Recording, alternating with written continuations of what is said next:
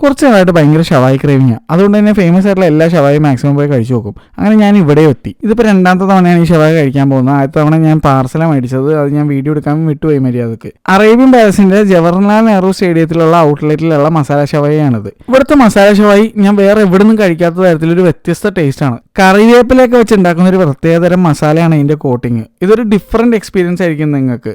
കൂടെ തൈരിട്ട പുതിന ചട്നിയും ഈ ബെൽ പെപ്പർ സാലഡുമാണ്. അത് തന്നെ ഫുൾ യുണീക്കാണ് കേട്ടോ.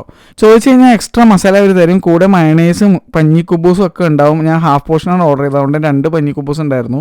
ഇതെല്ലാം കൂടി കഴിക്കാനുണ്ടല്ലോ ഒരു പ്രത്യേക ടേസ്റ്റ് ആയിരുന്നു.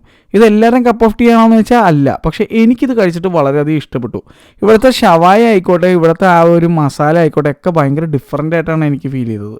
ഞാൻ നേരത്തെ പറഞ്ഞത് ഇത് ലോഞ്ച് ചെയ്ത ടൈമിൽ ഞാൻ പാർസൽ മേടിച്ച് കഴിച്ചിരുന്നു. അന്നും എനിക്ക് ഇഷ്ടപ്പെട്ടായിരുന്നു, ഇന്നും എനിക്ക് ഭയങ്കരമായിട്ട് ഇഷ്ടപ്പെട്ടു ഈ കോംബോ.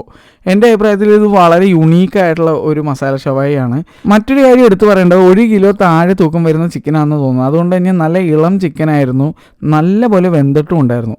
ആ സ്കിന്നൊക്കെ ടേസ്റ്റ് ചെയ്യാൻ നല്ല ഫ്ലേവർ ഉണ്ടായിരുന്നു. ഇത് ആദ്യമായി കഴിക്കുന്നത് ഞങ്ങൾ നിഷാൻറ്റിയുടെ വീട്ടിലേക്ക് ഒരു പാർസൽ മേടിച്ചുകൊണ്ട് പോയി എല്ലാവരും കൂടെ ഒത്തുചേർന്ന് കഴിക്കണം. അന്നും എല്ലാവർക്കും ഭയങ്കര ഇഷ്ടപ്പെട്ടായിരുന്നു ഈ മസാല. ചെറിയൊരു വില വ്യത്യാസത്തിന് നിങ്ങൾക്ക് അൺലിമിറ്റഡ് റൈസ് കോംബോ ചൂസ് ചെയ്യാം. അറേബ്യൻ പാലസിൽ റൈസിനെ പറ്റി ഞാൻ പ്രത്യേകിച്ച് പറയണ്ടല്ലോ, അടിപൊളിയാണ്. ഈ വ്യത്യസ്തമായിട്ടുള്ള മസാല ഷവായും എൻ്റെ ഇഷ്ട ഷവായിലേക്ക് ഇടം പിടിച്ചിട്ടുണ്ട്.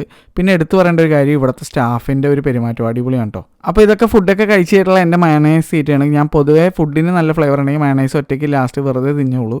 അപ്പോൾ എന്തായാലും മയണൈസ് എനിക്ക് ഫുഡിൻ്റെ കൂടെ ആവശ്യം വന്നില്ല. ഞാൻ ഏറ്റവും ലാസ്റ്റ് വടിച്ചങ്ങ് തൂത്തായ മയണൈസ് ഇട്ടാ. ഫുഡ് എനിക്ക് എത്ര ഇഷ്ടമായി എന്നുള്ള മുഖത്ത് മാത്രമല്ല പ്ലേറ്റ് നോക്കിയാലും മനസ്സിലാവും. പുറത്തുള്ള തിരക്ക് അപ്പോഴേക്കും അങ്ങ് മാറി. എൻ്റെ വൈഫ് അനുഭവം എപ്പോൾ വന്നാലും അറേബ്യൻ പാലസിൽ നിന്ന് എടുത്ത് കുടിക്കുന്ന ഒരു ഡ്രിങ്കാണ്. അവൾക്ക് ഭയങ്കര ഇഷ്ടമുള്ള സാധനമാണ്. പുറത്തുള്ള ഡൈനിങ് സ്പേസ് കൂടാതെ അകത്ത് ഇങ്ങനെ ഒരു AC ഡൈനിങ് സ്പേസ് സെറ്റ് ചെയ്തത് നന്നായി. എൻ്റെ ഈ ചാനൽ തുടക്കം തൊട്ട് ഫോളോ ചെയ്യുന്നവർക്ക് അറിയാവുന്ന കാര്യമാണ്, എനിക്ക് നോർമൽ മന്തി തീരെ ഇഷ്ടമല്ല. പകരം എനിക്ക് ഇവിടുത്തെ സ്പൈസി സ്പെഷ്യൽ ചിക്കൻ മന്തിയാണ് എൻ്റെ ഒരു ഫേവറേറ്റ് എന്നുള്ളത്.